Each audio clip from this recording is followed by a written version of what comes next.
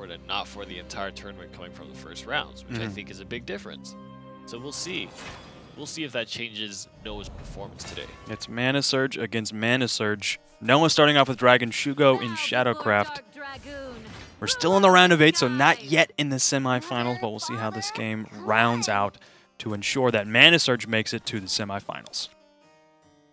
And there's Noah already coming into a pretty solid hand, starting with Dragon Oracle. He's got the Grimnir to follow up, and Sybil as well for even more ramp and healing. But there's a great 1 and a 2 drop for Shugo as well, so a lot of early pressure that he's going to be putting out.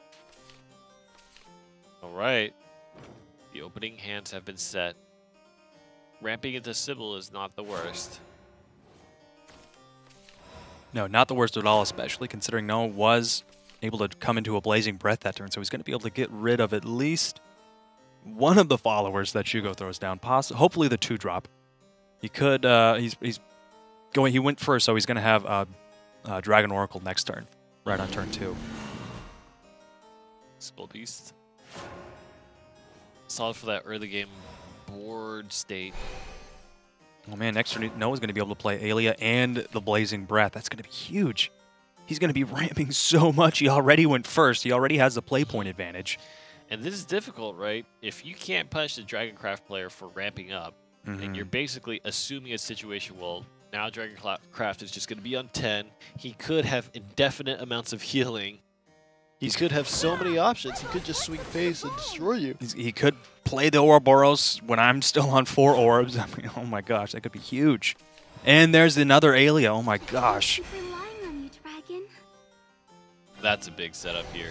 There's the Blazing Breath you were talking about. Right, and there's no draw. I mean, he could completely run out of options next turn. On turn 5, he's going to want to play Sybil, not able to evolve it. And he won't be an overflow, so he won't get any healing next turn. So it's a big bomb from Sybil next turn. Big follower, but we'll see what Shugo has to answer it in his hand. He's got another Aelia and a Shadow Reaper as well. He wants to play that this turn.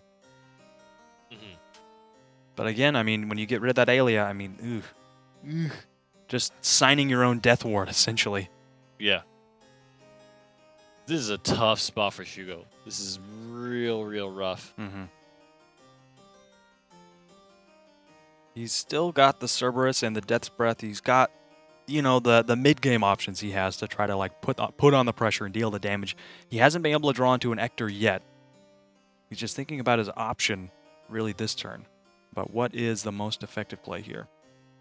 Skull Beast just hanging out.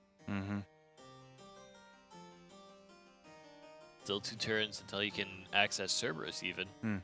Yeah, do you play the Lyrial or the Shadow Reaper this turn? He's going to play the Shadow Reaper. If you play the Lyrial, then I guess Aelia just had a target to trade into next turn, right? And so now Aelia is not going to be able to kill herself off.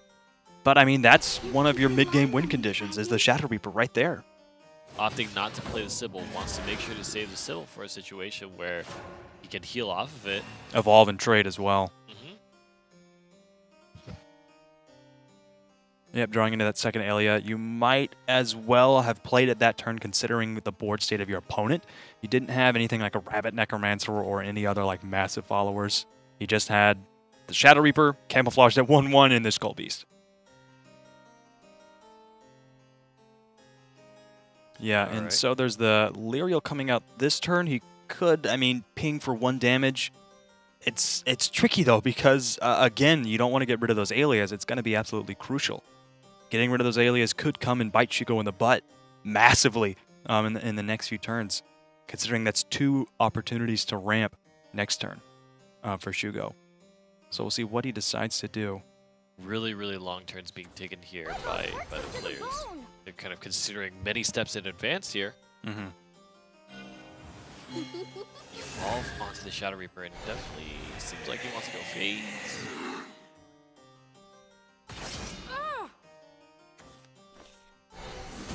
Zombie party, so he's going to ramp 1 for his opponent. He's going face like that. Shugo really playing the odds, hoping Noah doesn't have Breath of the Salamander. Of course he doesn't, but he does have Sybil. He's going to be able to heal for that amount of damage, essentially.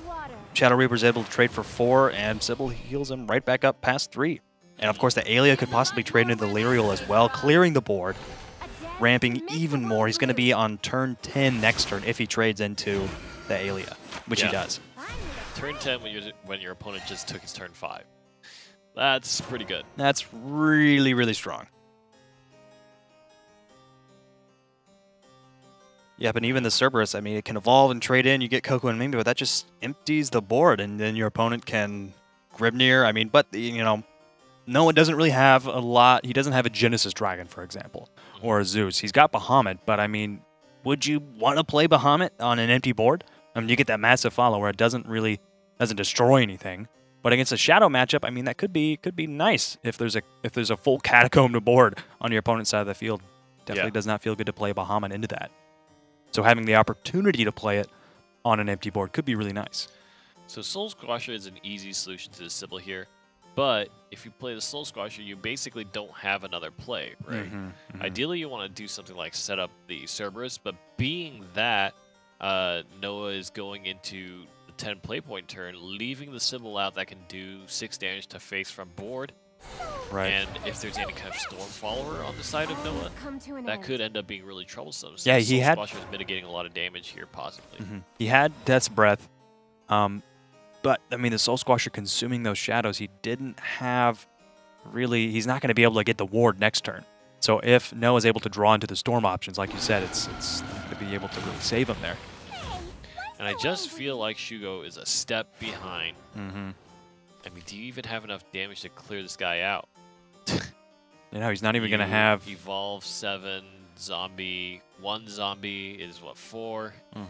Doesn't even have the damage to clear it out. You could just Death's Breath prevent Bahamut from going face next turn, right? Giving those 3 followers. But even then, I mean, Noah still has an Evolve Orb. He's going to be able to he's going to be able to completely trade off all of those zombies with Grimnir next turn, which is going to be huge. I mean, Noah can win the game this turn. There it is. Evolve for 15, left with 1 health now. No, he's not going to win the game. He'll be left with 1 health. Oh my god. This is such a dominating game here from Noah. It just seems like going first and having those ramp options largely put this game in favor of the Dragoncraft player. Right, and Noah, he's got the Evolved Dragoon Scyther, so even if Bahamut is not able to trade for face with the Ector play coming out this turn, possibly, I think that's what we're going to see. I mean, you can still evolve the Scyther and just go for that 4 damage right there. The Evolved Dragoon Scyther kill. Could you have imagined that?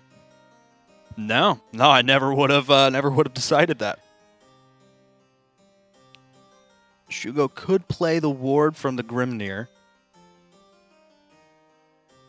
And, you know, that's 1 attack that's at least going to be mitigated. But if you do that, then you're not able to... Well, if you play the ward, you have Scyther that drops, takes down the ward. And then Bahamut, Yep. So either way, I think Noah's really going to be taking this game away. There it is. He's going to try to befuddle Bahamut here. Trying to evolve to give it as much health as possible, but... Oh boy, an Israfil swing will definitely clear everything. There it is. Noah will be able to take the first game here against Shugo. He's even going to use the Israfil to call it. Nice. Or rather, the Sahak wheel to call it the Israfil. There it is, the big AoE. Last zombie falls, and now Bahamut for the killing blow. Ooh, nice. You are too strong. Noah continuing to demonstrate why he is a strong player. Now, obviously, he has to go to his alternate deck. And Shugo still has Swordcraft in his pocket. Will he want to bring that out against the Shadow deck? Against, I believe that the alternate deck being run by Noah is Bloodcraft. It's Bloodcraft again? Yes, nice. I believe so. Nice, I think he had a tough time playing Bloodcraft against his training partners. So, playing Shadowcraft against his training partners. I believe that was the story. I can't remember. Or maybe that would have been for Jay-Z. Right. I'm not exactly sure how that played out, but I interesting. think Noah's alternate deck is Bloodcraft. Either way, we'll see. We'll see coming in this second. But I think you're right. He ran it yesterday. It makes sense that he would stick with the deck that got him to the finals. Absolutely. So Noah coming out with the early lead, and he's on the verge of making it towards the semis. These are big matches here. These players are taking a lot of time making their decisions. And that's because there's at least $500 on the line for winning this round. and then $1,000 on the line for winning the next round, and then $2,000 for winning that last round. It's a lot of money. It's a lot of money. It's a lot of money, and these are the juggernauts that are playing for the money. The players, the best players in North America. Yeah. Quite simply. Yeah, absolutely. A lot of decks that are being brought today are kind of the most consistent, safest decks I feel like we can see from the current meta. Right. And I almost wonder if a player would have benefited from taking something a little more wacky. Who would you want to be that risk taker, though? That is a question. Yeah, in a game like this, I mean, giving yourself the highest % chance of succeeding, I think is absolutely crucial. Okay, so Noah is going to be using Shadow as that is Shadowcraft, Shadowcraft, yeah. Yep. But playing the more consistent decks, the decks that have proven time and time again that they can win. Bloodcraft, Shadow, and Dragon. And for Shugo, it was Sword, but he's going to be staying with the Shadow deck in this mirror matchup. Right. Noah with the 1-drop. Shugo with the 2-drop. We'll see if Noah's able to really get a good draw here with his next turn.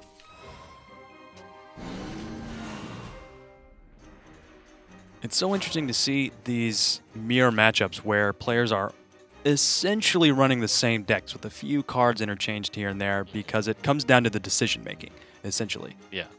The most interesting thing that I've noticed so far is that I don't feel like we've seen a single Orthrus yet. Yeah, we haven't. That card seems to, I don't know if they're not running it, or it just seems to have fallen off in popularity. It feels like almost every single game we saw of Shadowcraft always had an Orthrus involved in it at some point in time. Right. And I just haven't seen a single one today. We've seen a lot of Shadowcraft today already. Yeah, we have. We've seen Catacomb, which is interesting. I mean, I expected to see much more Orthrus than we have of Catacomb, and we haven't even seen Orthrus. Yes. Yeah, it's interesting. So Noah's spending his zombie party on the Orthrus, giving Shugo the great opportunity to play his Grimnir this turn. Grimnir's a great target for zombie party, but he doesn't have that anymore. Skullbeast is going to have a very difficult time dealing with that Grimnir, not being able to trade into it at all. Yeah. The fact that Grimnir does 2 damage, just enough to get rid of the Skullbeast, makes that trade very, very not interesting. The counter Grimnir, funny part is Grimnir is awkward against himself. Yeah, it is. Yeah, they're not able to. He's not able to kill himself off like that. Whenever he looks in the mirror, he kind of shudders a little bit. He shudders in Grimnir. Noah could play Grimnir, trade in with the Skullbeast, and then Shugo's Grimnir is on 2/2, and then it kind of prevents Shugo from being able to trade into. Okay, he's not going to do that. He's going to leave his Skullbeast and Shugo's Grimnir up. But Shugo really drawing into his zombie party there, being able to... that's a really great play right there. And he can still play the Lyrial Archer this turn if he wanted to as well, get another follower, as well as taking off the Grimnir. I think that would be a good play.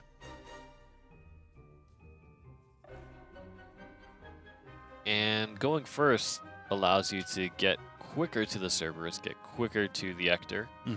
Yep, Shugo's going to have Cerberus next turn, being able to evolve, trade into anything with that. Noah's got Cerberus as well and a Shadow Reaper. Shugo does not have a Shadow Reaper. That's going to be... could be big, but or it's very possible that the Ector is the only card that matters right in this matchup.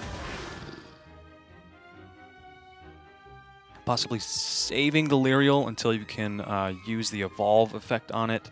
Yeah, I like the that Evolve play, effect is definitely useful. It can't snipe out something like a Shadow Reaper anyways, and I think Evolve Cerberus might give you just a little more value. Right. But you're not...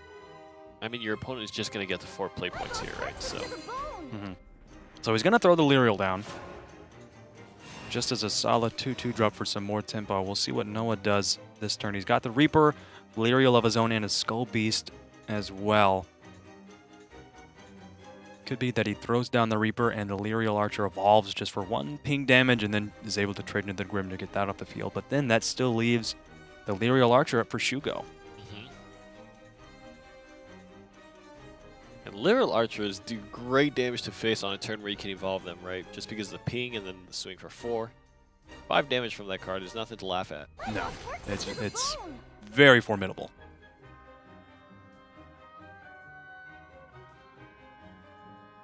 be the Skull Beast saving the Shadow Reaper for the next turn as well. This is the first Evolve Orb. It's... Alright, he's gonna ping the Lyriel, just get that down to 1 defense. Interesting choice. Very, yes. I guess it allows for the Skull Beast to be able to trade off of that next turn. But if Shugo doesn't evolve it this turn, that is. Yeah. And at this point, it's kind of wondering how much of a priority is it to you to get Coco and Mimi in hand. Right. There's definitely a way to do it very nicely, right? Where you swing the Lyriel into the Lyriel, play the Cerberus, evolve it, and swing it into the Skull Beast. But that's one of the 2 Evolve Orbs that you have to spend in the game. Right. And your opponent has already spent 1 of his 3. So if you can squeeze by the turn without spending 1 of yours and gain tempo as well, I mean, that's a big advantage that you've gained. You're still able to go first. You're going to have the first play Ector. And you have the Evolve Orbs. Right. Possibly saving that to evolve the Ector on turn 7 right when you play it.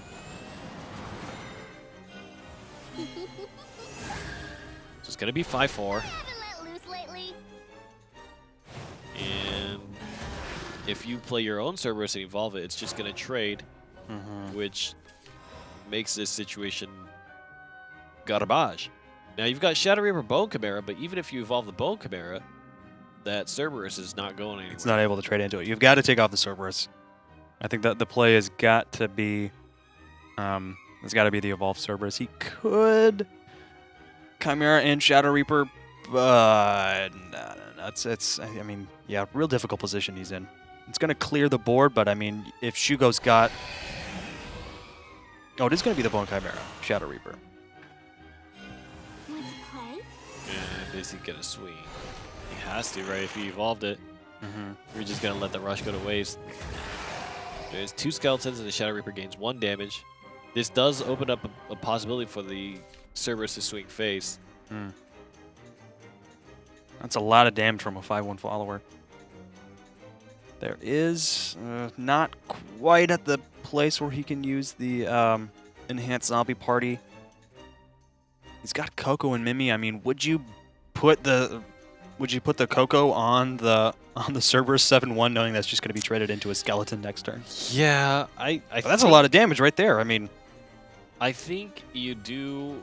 So Shadows is definitely an important thing for Shugo right now, either through Phantom Howl or building a large Ector play on the next turn. As well as preserving cards on board here is going to be really important because you want to make sure that there is at least something that can swing face.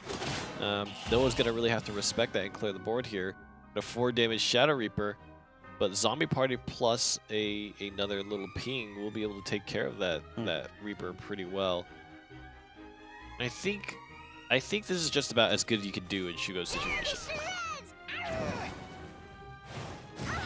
Not even going to spend the Coco on the Cerberus, just putting it on the Lyriel, spreading out the damage just a little bit more. I like that play. Now, I think Shugo is trying to force Noah into trading his Shadow Reaper instead of figuring out some kind of way to play around keeping the Shadow Reaper alive. If he wants to clear the board, he's going to have to do that. He could Death's Breath or evolve the Cerberus, play that, evolve the Cerberus, and then I mean, if you played Phantom Howl, it would get rid of every single card on the board here, right? Right. But the Reaper doesn't benefit from any of that. Right. He could have evolved Cerberus, traded in, and then played Mimi, gotten rid of his enemy Cerberus. His Shadow Reaper would have been buffed up to 5/5, and he would have cleared the board entirely. But he didn't do that. He's wanted to get the ward. I like that play, considering that there is an Ector in the hand for Shugo. Yes. But the 2 zombies he's going to summon, 6 Shadows, it's going to be able to clear the ward, and he could get rid of the Shadow Reaper as well, trading in with the Cerberus. Yeah. Well, the Shadow Reaper's going to buff up here. Right. It's just enough for Cerberus to take down. Poor Shadow Reaper. He tried to climb up the ladder as fast as he could. Couldn't quite make it up there. Now there's another Cerberus that you can immediately spend Coco and Mimi once you play that. Oh, but there's another Death's Breath for Noah. That's huge. Wow. These draws are... He's running out of shadows. We're getting to that point in the Shadowcraft mirror where you're just kind of playing options back and forth. Right. When you've got so many shadows to spin. You've been spinning up this whole game. It allows you to play 2 Death Breaths back to back and getting the ward from both of them. Maybe Sergeant and Convert. You've got the zombie party, so that would get rid of one of the zombies, and you get a lot of zombies yourself. You can still trade in with the Ector as well into one of them. Now and you can still convert one of the zombies as well if you wanted to. Which I think right now options are what you're going for. I think it might have been worth it in that sense. Oh boy. Time to go a little while. There's a lot of danger on the side of Noah's board, and he has the Coco and Mimi here and the Phantom Howl. Yep, he could get rid of Ector. He could get rid of one of the zombies if he wanted to. Giving Coco to the zombie, trading into the Ector. That gets rid of the Ector, but, I mean, then that's your one ward that's now gone. Going for face. Okay, setting up for Phantom Howl next turn. I like that. Now, Phantom Howl will only at the most reach 9, and because you already used one of your Coco and Mimi's, he's already used Coco, it will only reach 7. It doesn't have evolution orbs anymore. But I don't think Shugo's going to be able to take out the Shadow Reaper. So that's going to be another little bit of damage if Shugo gets rid of the zombie. Shugo has the ability to get the Death's Breath out here if he just trades in and gets the Shadows to put up the Death's Breath. And that'll be important for him to do. I think that might be the play, trading in with at least one of the zombies. He's trying to build shadows here. He's trying to get as much of his zombies to gain the benefit of that as he can.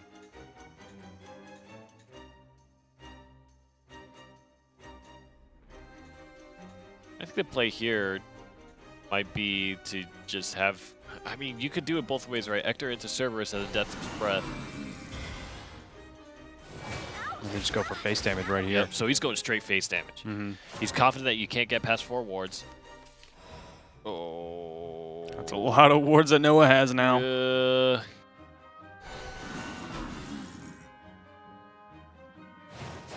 And now is the time when we see top deck Grimnir. Yeah. Now that becomes a very real threat when these zombies all have 3 defense and ward. So what is the play here? Is there a way to clear out all the wards? Oh, okay, oh my gosh, yes. How much damage is that going to be? Oh my goodness. That's 8+, so you've got now you've got 12 plus 7. You've got a total of 19 damage. But each zombie has to swing into another warded zombie here. And there it is, Ector for the kill. Yeah, that Ector top deck. I don't know if there's any more appropriate of a way to end a Shadowcraft mirror than an Ector top deck. I think you might be right. We've already seen the Grimnir top deck win a Shadowcraft mirror. Now we see the Ector top deck. In fact, now that I'm thinking about it, usually those top decks came from Noah himself. There were multiple times, I feel like, where Noah has top deck Grimnir. Yeah, Noah got that absolutely legendary Grimnir top deck a few weeks ago. Yeah. And, maybe having a taste of his own medicine. But the end result of that was Noah didn't actually move on in the round of 8. So now that Shugo has gotten to the top deck for the win, maybe Shugo now has used up all his luck factor. We'll see. We'll see. It's going to be brought down to earth. Yeah, that's one of the reasons why Shadowcraft is so strong. There's so many cards in the deck that you can win from top deck. Phantom Howl can win you the game. Cerberus, Ector, Grimnir in your deck as well. That's a lot of cards that if you bring your opponent down to that health range, then you can win the game just from a top deck. So you're really playing the odds in your favor when you do that. Going second as Swordcraft. Now, the good thing is you've got Hold Sold Swing, which is great at taking tempo back. Especially going second, Hold Sold Swing is really important against a deck like Shadowcraft that plays early followers. And Lural Archer is definitely good to have early on because you get that turn 4 evolve where you can ping and swing. The old ping and swing. Right. And Mentor's Teaching, just in case you're unlucky and you missing 1 damage from on turn 10 with what's his name, Albert. If you're able to play that, Enhanced Albert for 9, Mentor's Teaching for 1, that could be absolutely crucial. Yeah. Especially when you're able to get an extra 2 damage from the 2 attacks.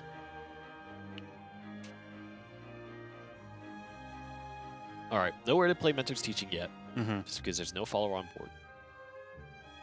Right, but he's got the Lyrial next turn, Wholesale Swing as well. If Noah is able to play a 2-drop on his second turn, Wholesale Swing is a very strong card just for that purpose when you're able to go second.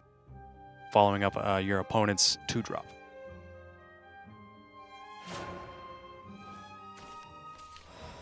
All right, turn 2.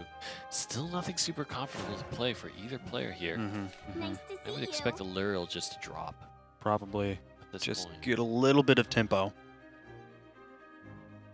Force your shadow opponent to deal with that, possibly spend a zombie party just to get rid of it. Drop it. He's thinking about it. Do. Oh my god. I've been on the internet too long.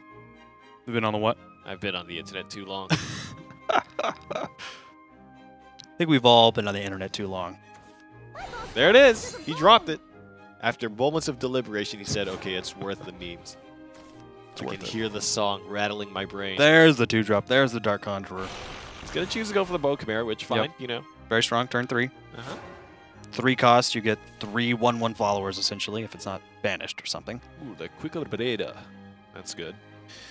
Now, the Quick Blader, I think, has a few interesting options. You can play that, play the Mentor's Teaching, get a bunch of face damage. One of the best ways, kind of, and we've seen this happen multiple times to Shadowcraft, is just going straight face, right? Whereas some decks, especially when they're trying to play Shadow Reapers, because in many ways, like, if you force your opponent to constantly proc his own last words and you're just doing damage to him, Right. then that Shadow Reaper is sitting there and he's like, I want to get buffed, but nobody's like attacking any of the followers. There's no followers. No one showed up to the party. Yeah. Exactly. Shadow Reaper is just sitting there all by his lonesome. If Noah had guts, he'd play Catacomb right on turn 4 with nothing. Got the guts. It was a good board clear there. Shugo made the decision to just wipe the board out, so now the Catacomb is eating lunch alone. Yep. Right? That was a very common play we saw before the nerf, around the 2 point, 3 point. It is the Oh Catacomb my all by God. itself. Okay. I was kidding, but all right. Okay. He's got Evolve on this turn, too. There's some real potential here.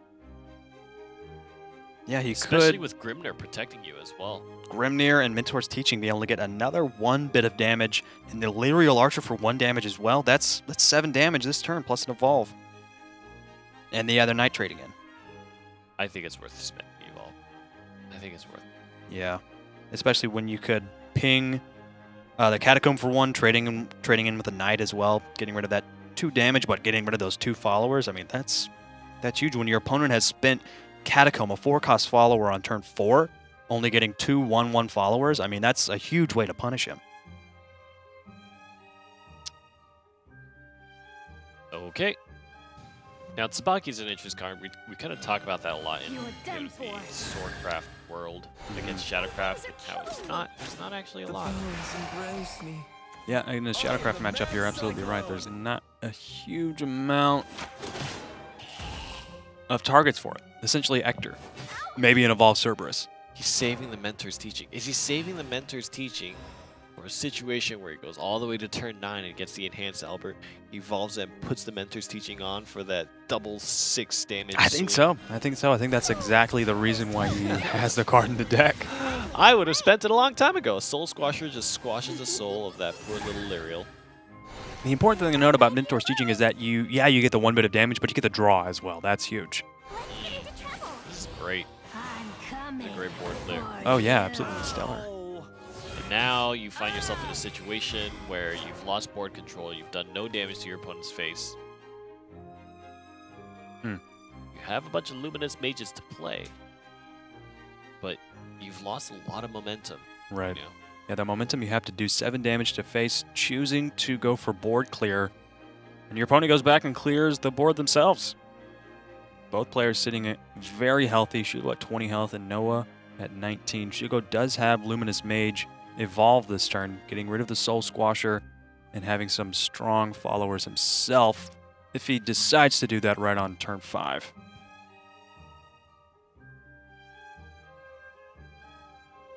And there's not many other options in Shugo's hand. He's got Tsubaki for next turn if we do see the Evolved Cerberus, which we possibly might. I think we very well might. That could be very, very nice. Considering the Luminous Mage only has 4 attack, it's very tempting to evolve the Cerberus and trade into the Luminous Mage because the Cerberus is left with 1 defense. Shining Paladins, attack! This preserves a little bit of health on the Knight. Going to be left with 3 defense rather than just 1, I believe it was, if it were to evolve and trade in.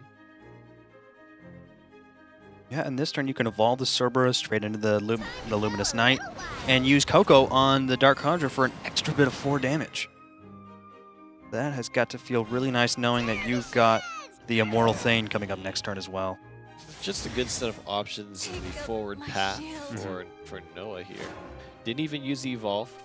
Probably playing around Tsubaki. Yep, probably wants to save that. Very good choice. Or Fencer. Especially when you have all this extra evolve. Right. He does still have the Luminous Mage. I mean, using that card to get tempo is huge, especially for the free evolve orb that you essentially get.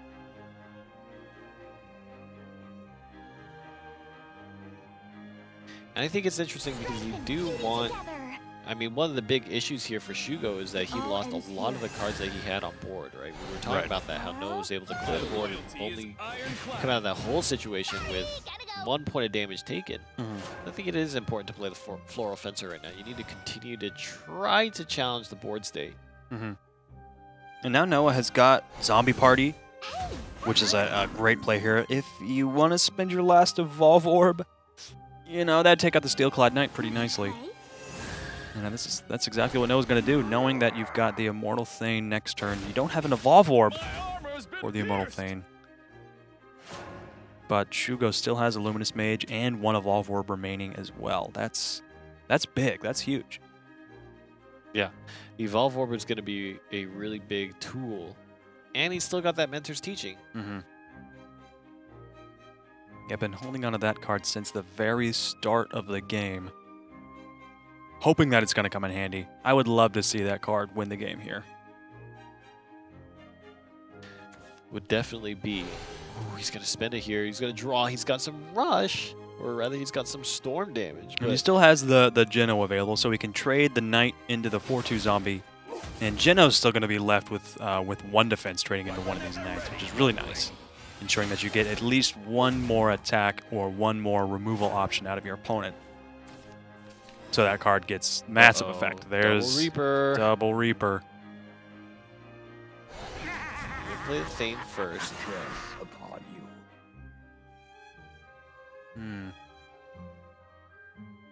Could trade the Zombie into the Geno, and you get the 2 ping damage from the whites. It's gonna be the Mimi to get rid of it. Okay, yeah, I like that. And the Immortal Thane still only has 4 attacks, so still not a target for Tsubaki. Noah really playing around that option. I think that's really smart. You're getting to the point where you're hitting that 9 play point territory. You still got Luminous Mages to power your evolutions.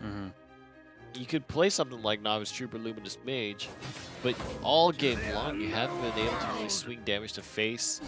That feels really bad. Right. Both players trying to play out the options of their opponents, setting themselves up for lethal later on down the road. Definitely the story of a mid-range against mid-range deck. I think the choice here, he plays this Trooper, is looking to get some kind of board control. And only the Immortal Thane is left on the table. And another Zombie Party. Oh, that's huge. This is basically Swordcraft's worst night. Yep, right here. It seems like your opponent has endless floods of the board. Man, clearing the board, getting 3 zombies and a Shadow Reaper. Oh my gosh, that's huge.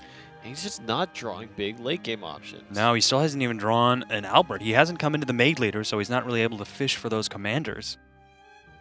Definitely played out 2 Luminous Mages, so it's really likely that you'd pull the Albert. Right. It's just not there, and even then, it's not like we've seen a Front Guard or a Dragon Slayer. Either way, Shugo's got his work cut up for him this turn. He could Geno and then Veteran Lancer, getting rid of at least one of the attacks, but man, that is such a strong board that Shugo now has to deal with.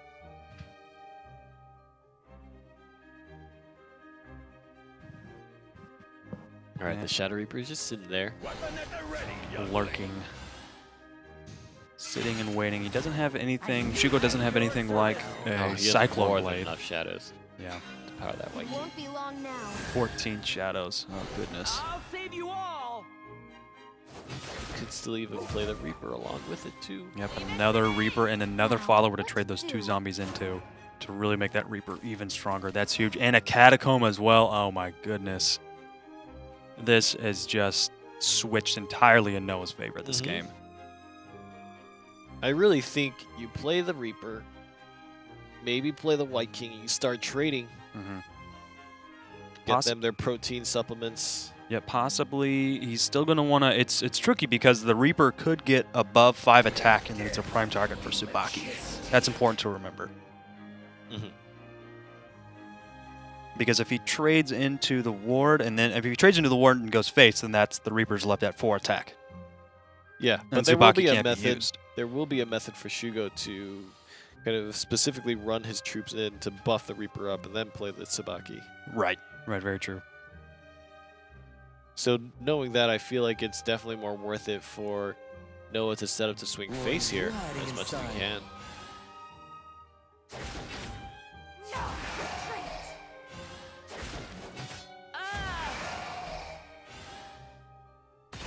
You wouldn't. So he just chooses to swing with 1, and that Shadow Reaper definitely will get taken down by Tsubaki. But there's not really a good answer to kind of take control of the game here. Mentor's Teaching could draw you in Albert. Take my blade of resentment. Yeah, you've still got the White King there to deal with, which, man, Ward and Bane, that's huge. On Noah's 11th. Oh. Grimnir, but there's no way to trade followers in and get them destroyed. The only option you have is to just go for face damage this turn. He needs a strong... Is there even an option that will save him? Cyclone Blade? Blade?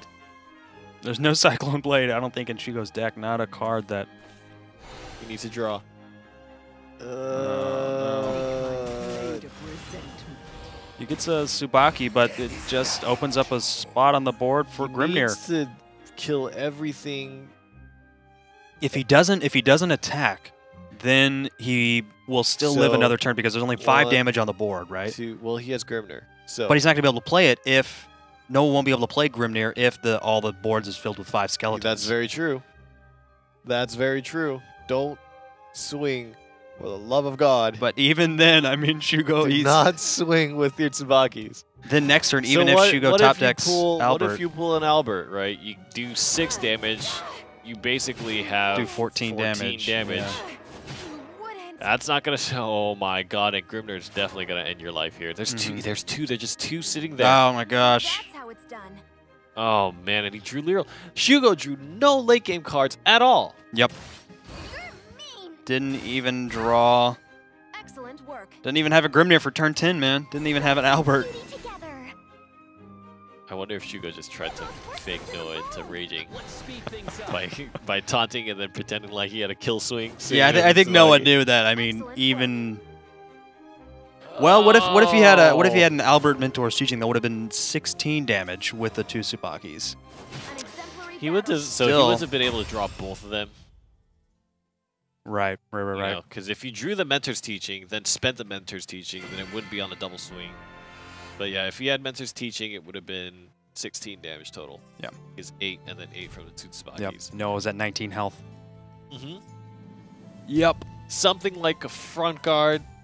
Something would have been so nice. And I have to wonder, trying to fight for board control against Shadowcraft, I don't know if that's really your answer.